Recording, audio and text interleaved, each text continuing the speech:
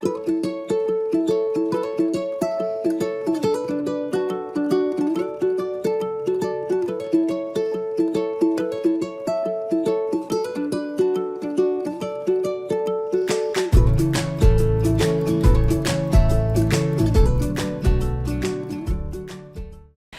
everyone, it's Andrea Robinson. And Chris Peach. Money, Sex, and Kids, episode 2. Thanks for coming back for another episode, first of all, right? Absolutely. So Money, Sex, and Kids, where money should not be the biggest fight in your life and in your marriage. And sex should be amazing. In the kids. Well, we're still trying to figure them it out. Yeah. So we're going to all do this together. But this episode is focusing on money. Absolutely. Money is one of the biggest fights inside of marriage. In fact, this is something that we do in Money Peach. We talk about money all the time, obviously. But did you know, Andrea, that the #1 cause of divorce in America is obviously infidelity?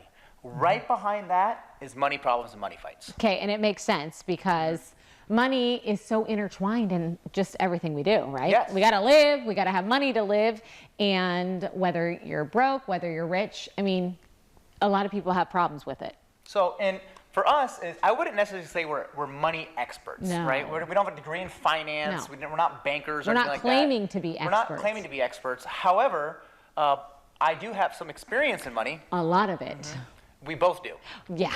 And we have some experience in marriage and money. So this episode, we're going to be talking about how we went completely broke, and it sucked. And it's a painful memory for us, but we wouldn't be here today, sitting here on this couch, if we didn't go through that time. I mean, if you think about it, everything that's happened in our lives that's been good was a result of going through that painful period. We don't want you guys to go through that painful period. We want you to skip that and get to the good stuff. So we feel if we share our story of the pain and how sucky it was, then hopefully maybe you don't make the same mistakes we did. It took us a little bit longer to figure it out, and finally we're slowly figuring it out, and we have learned to try to be better stewards of our money. So let's just jump right into this episode then. So let's just kind of give the background story. What were we like when we got married in 2008? What were we? I mean, what were we like? 15th. What were we like? Well, we were like $30,000 millionaires. Here's the thing: we didn't make bad money. Our income wasn't the problem. But we had a dink. What's that? A dink. Yeah. Dual income, no kids. Yes, it was amazing. Yes. Well, I had never heard that acronym before. Dual Okay, income, see, this no is kids. a Money Peach thing. Yep. Okay, I'm throwing his Money Peach out today. Okay, yes. So we had income coming in. We didn't have a lot of expenses kids-wise, but we overspent because we had a paycheck every 2 weeks. That was nice. And so we thought, well, sure, of course we deserved the leased BMW. We deserved the house that we bought on a terrible interest rate, terrible loan, because that's what you do in America when you get married. You buy a house, and we bought one we couldn't afford. We couldn't afford the house. We couldn't afford the cars. We had name brand everything. Oh, we had store credit cards because, you know, you get 10% off if you open the card and you buy the $400 We dress. were sticking it to the credit card companies. Oh, so we thought we were winning over the credit card chasing companies. rewards points like crazy. Yeah, I think one time, listen to this. We had an American Express card. Yes. And our points, because we were just going to get it. We were going to get what we got. We got 2 Chase lounges out of it at the end of the year. From Target. Yeah. That we probably could have bought for a couple $100. And they became sun damaged because it's Arizona in 6 months. And so they're those were in the dump somewhere now. Amazing rewards points. Amazing. So we just went through life. We said yes to everything. So when it was time to go on a cruise, if people wanted us to go on a cruise, they asked us, yes, we're in. If it was, hey, do you guys want to buy a new couch? Yes, we're in. Yeah. And if it was, you guys should probably need to get a new car. I'm like, yes, we do. Yeah, or she down the street got a new car. We got to get a new car, right? Of course we do. Yeah. And they bought a new house. We need that. So we need to buy a new house. Yeah, and it was just like this spiraling out of control. At one point, it got out of control. Our car payments inside the garage cost more than our house payment. And so, so it was February 2011. Okay, so at that time now, those of you that kind of maybe know us, those of you that don't, we now had a kid, okay? So we were responsible for like a living, breathing human being that wasn't the dog. I wouldn't call it responsible. No, Yes, but we were supposed to be. And so he was what, in February, like 6 months, 7 months? Math wasn't ever my thing. 7 months old. Yeah. And we got to a point, I am not even exaggerating this, where we had $0, okay, 0, in our accounts. And I went to buy groceries, And the debit card, of course, was declined because there wasn't money in there. And then the credit card was declined because it was over the limit. So that really sucked. And that was embarrassing because I, at the time, worked on television. And when you work local TV, people know you and people recognize you. And so, yeah, the girl on TV couldn't pay her groceries. And who knows if the clerk at the checkout even knew who I was? Probably not. Maybe I just, but it's a pride thing, you know? It's like, what? Absolutely. And then of course I call him. So she calls me, I'm at work, and she is pissed off. Mad. Like mad. And she's... Mainly because I was embarrassed. Mainly embarrassed, but she tells me that she has our 7-month-old in a shopping cart pushing him around the grocery store. She goes to check out. None of the cards work. She's embarrassed. So I had all the groceries, you know, they were bagged because I was going to pay for them. So they put them in a cart and they like put them to the side, and I just like made up an excuse why I went and called them, and I was, again, mad. So she's the mad. The groceries are there. I'm with the kid, our kid, you know.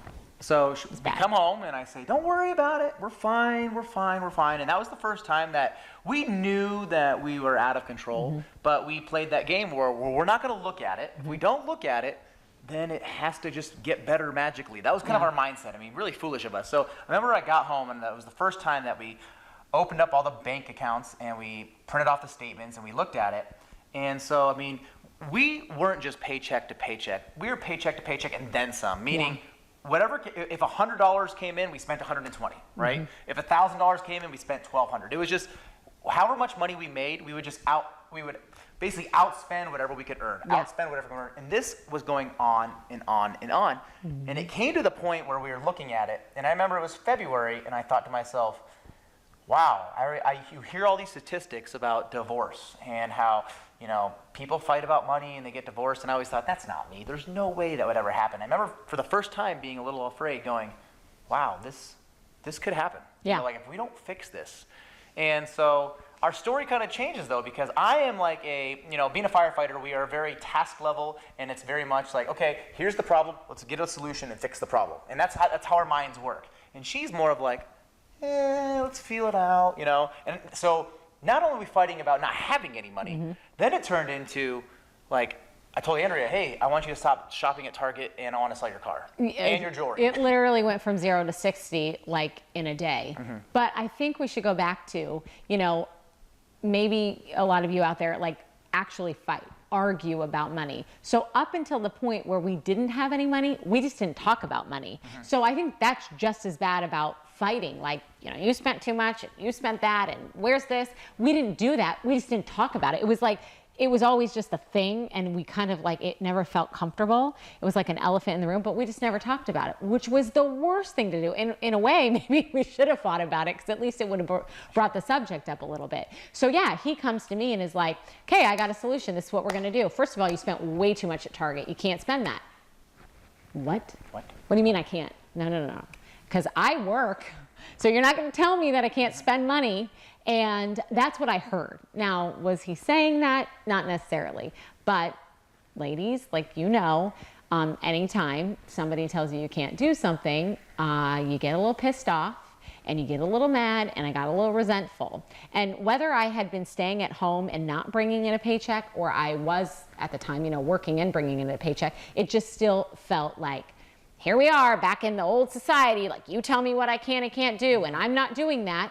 But I was mad because I think when I finally sat down and listened to myself, like absorb that, I thought, no, I'm mad because I'm mad at myself that this is how we are right now. But it wasn't just your fault, because No, one of the it things wasn't. you pointed out to me, you said, well, you spent, you know, almost the same amount of money at Home Depot. Yeah. And I was like, well, I'm doing this for the house. And she's like, well, what did you build? Nothing. And I'm like, I don't know what I built, but it was really important. Yeah, light bulbs and whatever else. That was the point I think we realized, like, oh, We're both it's a at lot fault. easier to point to you and say, hey, but it was us. And so that actually I think was a good thing for us to say, okay, this is not a he or she, you or I problem. This is an us problem. Yeah. And we have a 6-month-old or 7-month-old sitting in that high chair, and he deserves better, right? Yeah. Like, as of right now, it's Wednesday. We don't get paid again until Friday. We are overdrafted. We're way too prideful to ask our parents for money. Never. And never in a million years are we going to tell our friends and our neighbors that we're broke, because We have the nice cars and the nice house. We go on the nice vacations. We have the nice jewelry, name brand, everything. Like we were living this lie. So we were living a lie. It was embarrassing. It was extremely embarrassing. So did we get on the same page that night? No, that took a little bit. It took 2 months. It took a little while.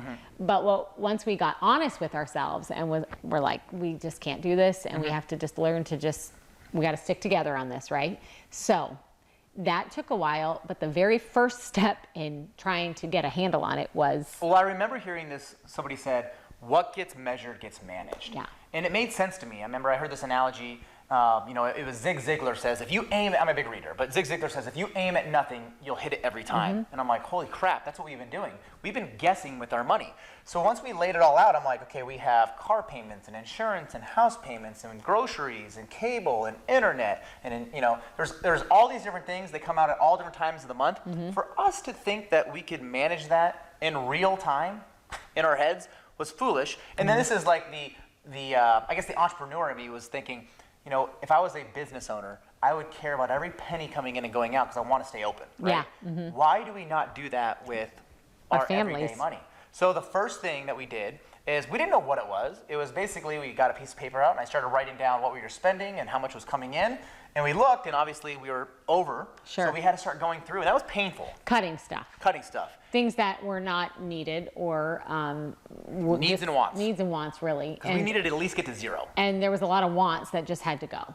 And we did that. So that was painful. That was painful. But again, you learn the best when you're in pain. So we call it a budget. We don't call it a budget anymore because she hates that word. We call it a cash flow formula. And so doesn't that sound fancy? It sounds way better. Sexy. Yes. And ladies, cash flow formula is like it's Vogue, right? Is that right? It's totally Vogue. It's totally Vogue. Yeah. Budget is like budget is like kick me in the face with a golf shoe. Right? Yeah. It just sounds. It just doesn't sound fancy. So we got on this cash flow formula, and I remember the first month. It was April 2011. It was terrible. We had about 55 emergency cash flow formula meetings, right? Yeah, about how we were screwing it up. And the first month, I remember feeling so defeated. Like, man, we were trying to do everything right. We got on this and B nothing's word, working. and nothing is working. And the reason why is, hello, we've never done this before. No. How good were you at driving a car? Yeah. I mean, not now. Because you're getting better. But when you were 16. I am so good at driving cars. Don't even start to derail this conversation. A whole other episode. Okay. Yeah. We have a lot of you're not good at anything when you first start it. Yeah. Yes. And to think that you're going to be good at something, I'm sorry, that's just being arrogant. Yes. Okay. Yeah. That is not the humble life. You're not going to be good at it when you first start, and you have to learn to give yourself grace, and you have to give it a go longer than a month. 60 I would to say, 90 days. Yeah, I would say 90 days felt tolerable. And still at 90 days, we weren't perfect. And I'm going to tell you this, still now, 8 years later, we're still not perfect, but like what he says all the time is you just have to do this consistently because you will get traction if you're doing that consistently every month, day in and day out. So the budget cash flow formula, way better, was the way to do it. So that was the start. That was one thing, and we still to this day live by it. So we do the cash flow formula. We've done it now every single month since April 2011. We've never missed a month. No. And so 60 to 90 days, about 3 months into it, we were like, okay, we figured this out. We know how much we spend on groceries and gas and going out to department stores. And so that was a huge push forward for us. Yeah. And so what we'll do is the same exact cash flow formula we use, we'll put a link below the video so you guys can have it too. It's free. And all we want you guys to do is use it because it's a tool that's going to help you. And I promise you that we've been doing this now for about 7 years. 8 years, yeah. 7 years. Like that. We're pretty good at it, I would say, because when you do something consistent effort over time. So the one we've created, it's free. We have one that you can print out, write with paper and pencil if you want, or one that goes on your phones and you can take it on the go with you. So that is one thing. So the next thing, though, what we knew we had to do, we had no savings, okay? Like none. And that's why everything was an emergency. Yeah. So, and what was our emergency fund? Credit card. Yeah. Credit card, like a few of them. Yeah. So right away, we had to cut the credit card out. And that all was of tough. them. And that was hard because you worry, what if I have an emergency? Well, when you look at it, none of our emergencies were really emergencies. Like I didn't need the dress for work that month. You know, you didn't have to put the new tree in the backyard. That we didn't need cable. No, no. There was a lot of things that were definitely not an emergency. So cutting them helped because once they're cut, you can't use them, right? So you have to stop the bleeding essentially, which is the problem.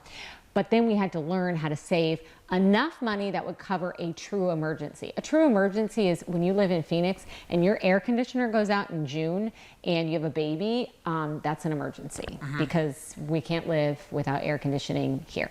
So in the beginning, one of the ways we looked at it is, okay, we added it up. We had $52,000 in debt. This was in February. We learned, okay, we are $52,000 in debt. Step one is we're not going to go further into debt. So step one was the cash formula. So we're not going to go further into debt. So we needed to cut up the cards. Hindsight's always 20/20. I would probably caution somebody that now because we didn't have any money saved up. We cut up the credit cards. So really we totally cut off the parachute. We had no safety net. We were just praying for a miracle and we got one. I would probably say now a good thing to do is cut up all of your credit cards except for one. Get a glass of water, drop it in there, stick it in your freezer. And the reason why is at least you have to wait for it to melt before you use it. And really think if that's an emergency. Like, is this an emergency? Yeah. Disneyland. No, it's not an emergency. No. So that's something I would probably recommend. Now, and part of our problem was our use of the credit cards because we had a behavior problem that we had to fix too. So again, that worked for us. We're not saying it's for everybody. It worked for us at the time because we needed to relearn and how to be responsible with something like that. So, yeah. So then after we cut up the credit cards, let's just kind of walk through how serious we were about getting out of debt. Oh, well, we drove cars that were way too expensive. So we had a BMW, then you went to a leased Acura. So you had that really nice car. I had a new truck. And so this was a painful thing for us because we had to not only say no to our friends and our family, because we had to cancel vacations, all of that. What's the first thing when you say no is they say, well, why? And that was when we had to come clean and say, why? It's because we're broke. Yeah, what are you talking about? Your wife's on TV and you have a job, but we were broke and we were serious. So saying no to things, that hurt really bad. But once we were able to say no, I think that's when we believed in each other. Like, holy crap, we just told a bunch of people no and we exposed ourselves and they know we're broke. One thing we found out is, holy crap, they were just like us because everybody else is broke too. Yeah. So we said we're broke and they were like, oh, that sucks to be you. And it's like, so are we. I'm like, whoa, so we're not alone. Yeah, but we thought we were on this island of weirdness. We're like, everybody else has it figured out. We have jobs and we suck. Yeah. So I remember thinking, we sat down and we were on the same page. We had been on a budget for a couple months and I said, you know what? Like, what is it going to take for us to get out of debt? We're going to be so passionate and so serious about crushing this debt. And so, she couldn't work overtime. No. But for me, I remember she's the girl on TV. She's the news anchor here in Phoenix. And we hop in the car. We got rid of the nice cars. We bought beaters. Well, we paid off your truck because it was close. It was close. Yeah. So we just paid that off. You kept that truck. So we had like one somewhat reliable. Well, I eventually got rid of it. Yeah, eventually did. And you drive an older car than that one now. And then we got rid of my car and got something much cheaper. But in college, I was like, what can I do to produce more income? We got to produce more income. So in college, I cleaned pools. Yeah, he had a little pool route. And so I went on Google Earth. This is before technology was awesome. It was still pretty good. But this is 2011. I go on Google Earth and I just start Xing out every single pool in our neighborhood. Yeah. And then my wife, the girl on TV, I hop in the car. We have our kid in the back, and she drives me, and I'm like, this house. And I walk up and I knock on the door, and I had like a little 30-second spiel. And a card. And a card. And 1 out of 10 people would say yes. And so I knew, okay, if 1 out of 10 people will say yes, that means if I talk to 100 people, 10 of them will hire me. And that's going to be right around $1,000 to $1,200 extra a month that we can throw at debt. Yes. And so I started thinking like this. I started working nonstop overtime. I guess the point of the story that I'm trying to say is it was a sacrifice. Yeah. Right? No vacations, no Starbucks, no restaurants, working all summer long in Arizona cleaning pools. And I'm like, I don't want to do this, but we weren't going to go back to being broke ever again. No, and in order for us to get out of that, we had to buckle down and we had to just put our head straight forward and work towards it. And you it couldn't work wasn't easy. overtime. No, because with my job, you just aren't allowed to do that. Tell everybody what you did. I mean, for a girl, selling everything is... Yeah, well, I mean, we got Swip Swap online. We had, I sold things. I mean, I did. I would meet people in parking lots and sell shoes. It was so dumb. Shoes, but it worked. jewelry. It would work, and he'd always be like, Furniture. you're meeting them in the parking lot, and I always figured, well, parking lot's a safe place, and you know. Yeah, you had mace. Yeah, it was. But again, that was the only thing I could do because it was my own personal things, and I could sell that, and even if it was just making a couple $100 a month, I mean, that helped, and so that was able to accelerate us towards getting out of debt. So. With all that said, we were able to pay off that debt because we just got super intense about it. So it was November 17th, 2011. Yeah. So 7 months from the point that we were $52,000 in debt. Yeah. We were paycheck to paycheck. We were arguing about money. We were fighting. Things were horrible, right? And so I remember I was on the computer and I look over and I go, oh my goodness, we have enough money right now in the accounts to pay off this last debt. It was Bank of America. I'll never forget. Yep. And so I was getting ready to push the button on the computer and To do it on the internet. online. She's like, no. We're going. So we got Carter, he's like at the time a year old maybe, and we throw him in the car and we drive down to Bank of America. And I remember I have my checkbook in my hand. My hands are sweaty because I get nervous sometimes. I don't know why. And so we walk into Bank of America, and I remember thinking to myself, like, oh my gosh, all those people that told us no, all those people that told Laughed at us. laughed at us, you know, Talked about the us. embarrassment that was just overwhelming. Cleaning pools in the summertime while my friends were, you know, out at the lake and stuff like that, selling her shoes, pulling up to the news studio in a beat up Kia when she It had. wasn't that beat up. And people are like, your husband's crazy. All these things, you know, like being called cheap and, Yeah. you know, and all this stuff. Cheap was Cheap what was the we were worst. still called. Yeah, it was the worst. But I remember we were walking into Bank of America and it was like this overwhelming feeling like, how do you like me now? You know, Yep. like, how do you like me now? Like, Yep. we did it. Yep. And it sucked and it was hard, but it was so worth it. The best thing is doing something and finishing it and accomplishing it when everybody said you couldn't. Yeah, and it was amazing. So I we think that still gets us going all the time I remember now. walking to Bank of America and I opened up my checkbook and I remember like writing out the amount, you know, we handed over the check and, you know, whatever deposits, and we get the slip back and it showed us that balance on that account. And I remember it was just like balance, $0, 0 cents. I remember just staring at it and it was like, holy crap, we just did that. Yep. And so that's our story. I mean, it was not easy. No. It was not easy. And from that point on, we of course didn't and don't want to fall back into those old ways. Now this just is like second nature. I mean, it's like breathing air, right? We just do it. Is it hard some days?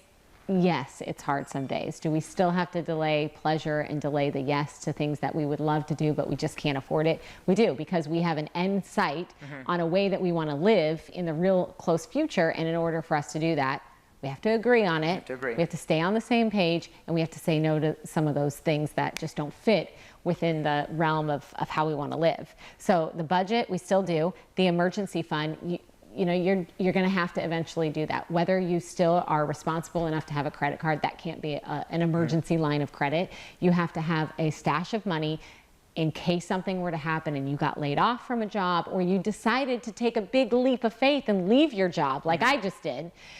You've got to have a plan. You have to have some money in the bank to pay the necessities, and that the necessities aren't your happy hour with friends and those kind of things. It's to keep the utilities on. It's to pay your house payment if you still have a house payment. Those kind of things. It's gas in your car.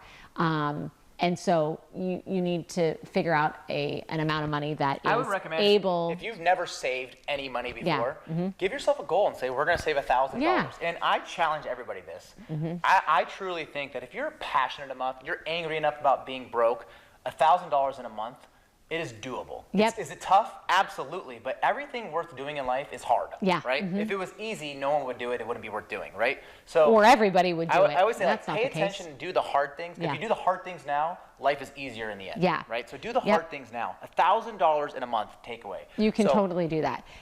So then the emergency fund, and then eventually you've got to live a little bit, right? And eventually you want to have money to go on a vacation, or you want to have a nice little bit of money to spend for Christmas, because Christmas happens every year. Jesus was born on December 25th. Every year. Every year, it never changes. So easy. So you should know that like Christmas is going to happen. And we're not saying you have to spend thousands of dollars on stuff. That's not what we're saying. But when that time comes, instead of like every other American does, take a credit card and go spend it and fill it up, and then come January, sit there and say, oh my gosh, what did I do? Now I have to pay for Christmas till May. Yeah, you're paying off the trampoline that's outside in July that the kids don't even play on anymore. So what we do is we have these things we call sinking funds. Yeah. And basically what they are, they're savings accounts that you deposit a little bit of money in every single week or month throughout the year. So I love calling them online piggy banks because that's what they are, right? So you can open up any online bank. What I would recommend is just do this. Just go and look at how much do I want to spend on Christmas or whatever it might be. And let's just say it's $1,200, right? Okay, if it's $1,200 that I want for Christmas, well, let's do the math here. That's $100 a month. Yeah. So I will put $100 or $25 a week away in this account. And oh my goodness, when you get to Christmas time, it's like, crap, we have money. Yeah. And we do that for now, there's probably about 10 or 12 different things in our life that come up. We're like, oh, I forgot about that. Like, we have paid off cars, but eventually we're going to need a new car. Yeah. So we have an account it's a sinking fund called the New Car Fund. And we have a sinking fund called the And Christmas when we fund. say new car, it just means a new older car. Newer to us, right? Yeah. New as in like unique to us. And a vacation fund. Vacation Maybe fund. you've never been able to take your kids on a family vacation, and that is something that you should earn. You should be able to do that. But in order to do that, you have to earn it. And so to allocate those things early on in the year, that way then come July when the kids are out of school, you can do that. And so for us, like, we're willing to sacrifice a lot during a regular month because we love to vacation. So our sinking funds may look different, or more might be allocated to one or the other. That's totally up to you. It's what makes you kind of spin, what makes you excited. And so for us, it might look different than your sinking funds will, but it's doable, and a little bit goes a long way, and then all of a sudden you magically have this pot of gold. And then lastly, I think a great rule, and I hate to say rule, but something that we did, and I don't know where we came up with it, but one of the things that we did, and we still do it to this day in our marriage, being debt-free now since 2011, is we came up with an amount that we can spend without having to not ask for permission, but just like a quick text like, hey, here's what we got, and it's $100. Yep. Now, that doesn't mean if she goes to the grocery store and it's over 100, she has to text me, but let's say there's a new pair of shoes that you want. Yeah.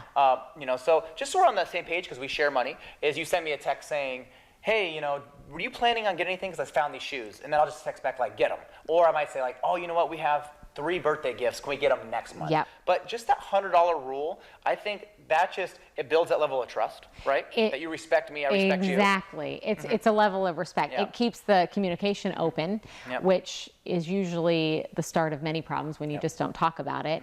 And it's just a number we've established. Some of you out there might say, no, I'm not doing that, and that's fine too. We're just sharing something that's worked, and it does. It just makes day-to-day easy. It does. So we're just going to wrap up real quick. Yep. The 4 things we talked about, and they're kind of all over the place, but just to bring it together is the cash flow formula. We'll give you a copy of it. The links will be below the video. That's number 1. Number 2 is the emergency fund. Yep. Give yourself a goal and say, I will save up $1,000 this month. Now, does that mean you might have to go pick up extra work? Yes. Does that mean you might have to sell something? Yes. You can sell anything, including, no, don't sell the kids. Sometimes we want to sell the kids, Yes, right? And I think we would get good money for them. Yeah, they're cute. they're really cute. But, and then, so that was 2. 3 is, create sinking funds. You don't need to create 20 sinking funds, but maybe there's like a wedding that you're going to next year and you're like, I don't know how we're going to pay for it. Let's just work backwards and say, I need $1,000. Okay, it's 6 months away. So, okay, so we're going to need to save about $200, ish a month, and we'll be good. And then the last one is that come up with mutual respect rule. You know? And maybe it's not $100, maybe it's $50, or maybe it's $500, depending on your level of income. But just come up with that. I think you're going to see. You'll see a change in your marriage too, because you will really honor each other's opinions and respect them. And just, again, remember, you're a team. One of the things I will say is when money is good, sex is also good. And so, guys, he is right about that. It is true, guys. If you're wondering like, how can I make sex better? Make the money better. Okay, just make money problems go away. Good rule of thumb. Like it's like a gift from God. Like, good, you paid attention. You are a good steward of money. Here's some more sex for you, and it just it works like that. It does work like that. Yes. It's amazing. All right. So everything that you need, especially that cash flow formula, will be right on the bottom of this episode. Absolutely. Okay. Thanks for joining us.